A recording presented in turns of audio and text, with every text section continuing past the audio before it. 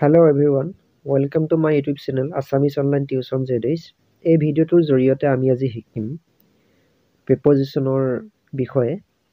সেয়েহে ভিডিঅ'টো শেষলৈকে চাব আৰু যদি ভিডিঅ'টো ভাল লাগে লাইক কৰিব, লগতে আপোনালোকৰ বন্ধু-বান্ধৱীসকললৈ শ্বেয়াৰ কৰি দিব আৰু এনে ধৰণৰ ভিডিঅ'সমূহ নিয়মীয়াকৈ পাই থাকিবলৈ মোৰ এই চেনেলটোক সাবস্ক্ৰাইব কৰি লৈ কাষতে থকা বেল আইকনটো টিপি ল'ব। প্ৰিপজিচনবিলাক নাউন বা প্ৰনাউনৰ আগত বহি বাক্যৰ আন শব্দৰ লগত সম্পৰ্ক স্থাপন কৰে। প্ৰিপজিচন কিছুমান হ'ল on, in, at, by, for, from, of, to, out, with, over, into, before, after, about, within, under ইত্যাদি। প্ৰিপজিচনৰ ব্যৱহাৰ অৰ্থাৎ নিয়মসমূহ হৈছে, আমি প্ৰথমে শিকিম অন আৰু অভাৰৰ ব্যৱহাৰৰ বিষয়ে। বস্তু এটা আনটোত লাগি থকা বুজালে অন আৰু লাগি নাথাকিলে অভাৰ বহুৱা হয়। যেনে the book is on the table, যে কিতাপখন টেবুলৰ ওপৰত আছে, অৰ্থাৎ টেবুলখনৰ ওপৰত সেই কিতাপখন লাগি আছে। গতিকে এনেকুৱা বাক্যৰ ক্ষেত্ৰত অন ব্যৱহাৰ হ'ব। ইয়াৰ পিছতো বাক্য লৈছো, the sky is over our head. Sky মানে হ'ল আকাশখন।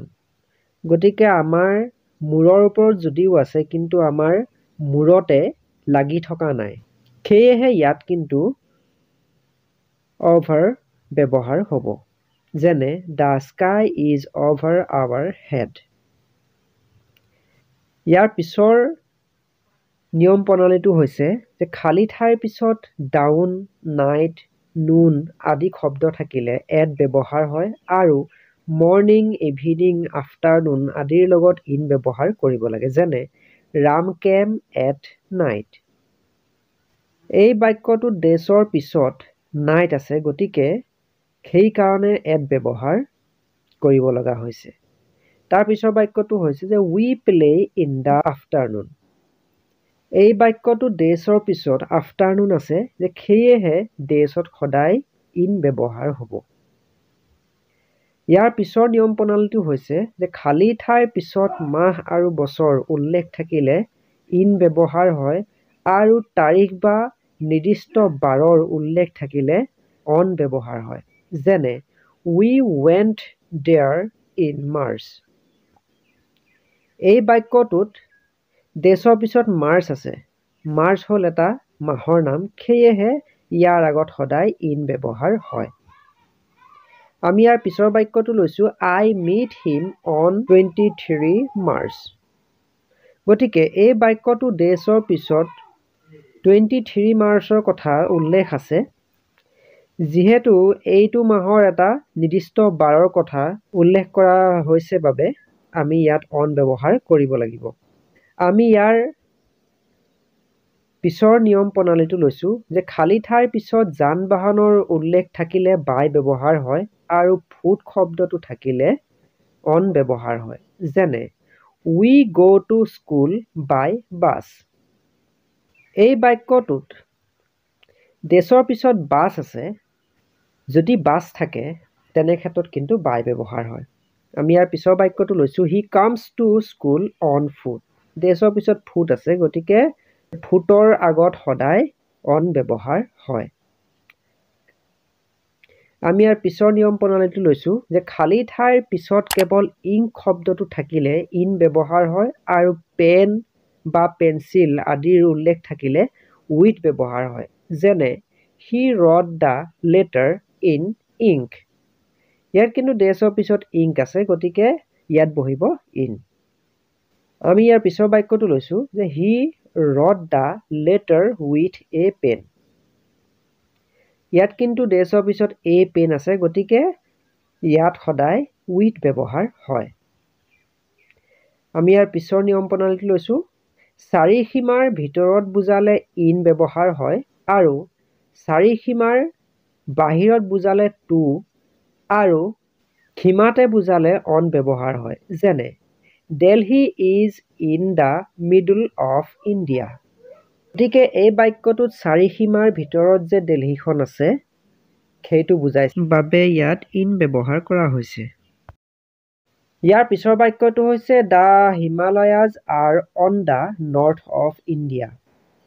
এই বাক্যটোত কিন্তু হিমালয়া আমাৰ ভাৰতবৰ্ষৰ উত্তৰ দিশে অৱস্থিত আছে বুলি কোৱা হৈছে, যে সেয়েহে এটা দিশ বুজাইছে আৰু একেবাৰে সীমাতে বুজোৱা হৈছে বাবে গতিকে ইয়াত কিন্তু অন ব্যৱহাৰ হ'ব।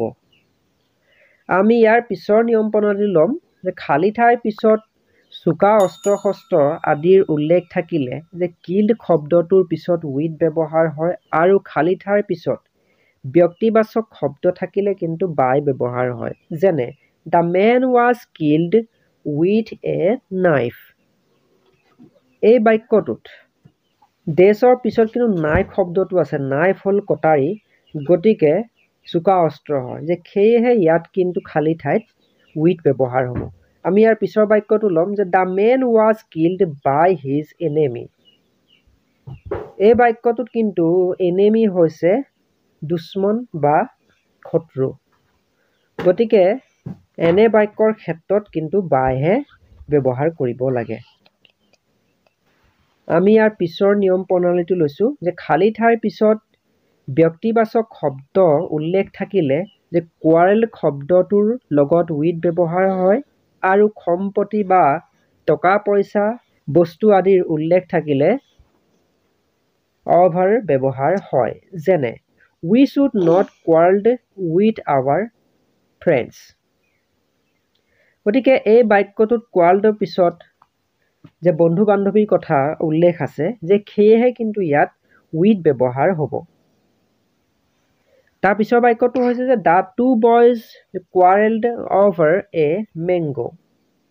মেংগো হ'ল বস্তু, সেয়েহে ইয়াত কিন্তু অভাৰ ব্যৱহাৰ কৰা হৈছে।